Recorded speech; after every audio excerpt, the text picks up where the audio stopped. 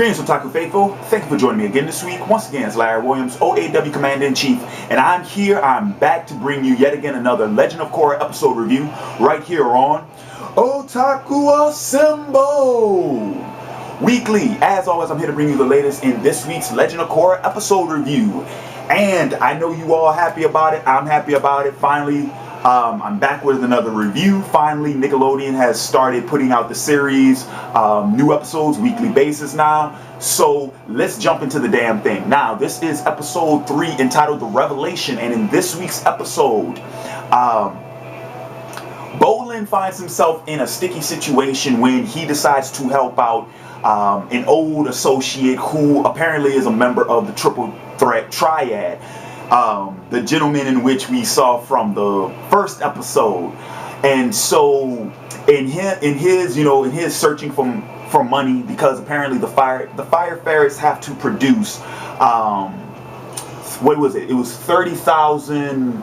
I forget the name of the currency in the series world, but they had to produce 30,000 bucks essentially in order to compete in the championship tournament. And so Bolin decides to go and work with the Triple Threat Triad to bring that about. However, he finds himself kidnapped, and so it's up to Mako and Korra to try and find out where he is. And this leads them to a secret rally for the Equalists. And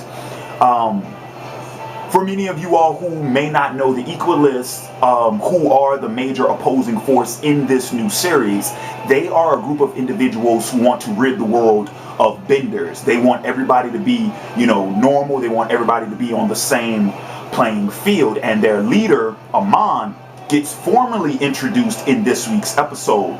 We saw him at the end of episode 1, but this is where we finally,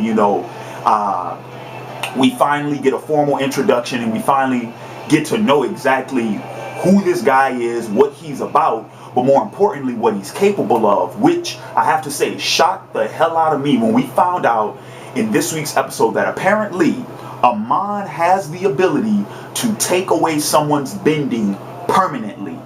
Now, I gotta say this was a huge shocker because we haven't seen this done since the series finale from Avatar: The Last Airbender. And last time I checked, Aang was the only person who knew how to do that. Matter of fact, at the end of this week's episode, Tenzin reaffirms that when he says the Avatar is the only person who had that ability.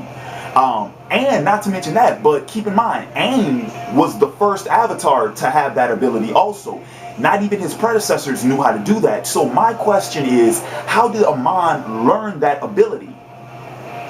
And also, I have to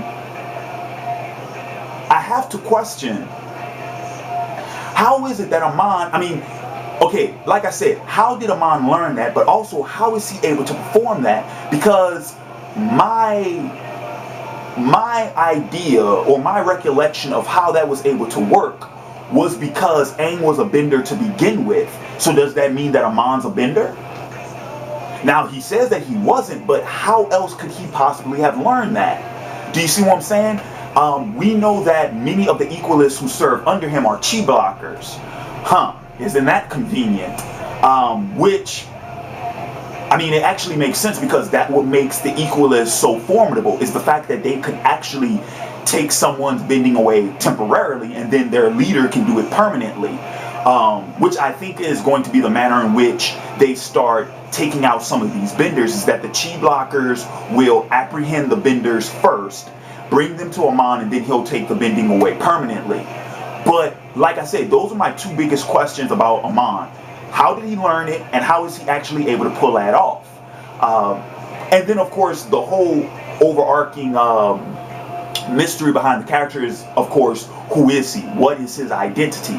Which I'm pretty sure they'll keep that in the dark throughout the majority of the series, and we'll find out later on.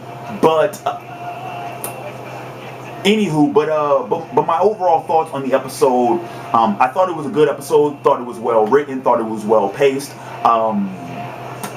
I'm really starting to like Mako's character. Simply for the fact that Mako is an older sibling. He's a big brother, so I can relate to that character. He's also a firebender, which is I can also relate to that. Because fire bending is the bending that my personality wise I'm more associated with, and I tend to be more intrigued by. Anywho, but all in all, yeah, I think it was a really good episode, and I think this episode is the one that's really setting the stage for the rest of the series. Now, of course, the first episode is when we got introduced to everyone. The second episode is when we saw Korra's kind of her being, learning her way around Republic City, her, learning the ins and outs, and of course, picking up pro bending. But this is the episode that's going to set off all the other events to take place later on in the series. So really interested in seeing where the series goes from here. So that's pretty much going to wrap up my thoughts on this week's episode. In the comments below, let me know what you all thought about this episode, and let me know what your predictions for what to occur later on in the series are. But with that said, this has been Larry Williams, OAW Commander-in-Chief. I'm signing off, and until next time, peace.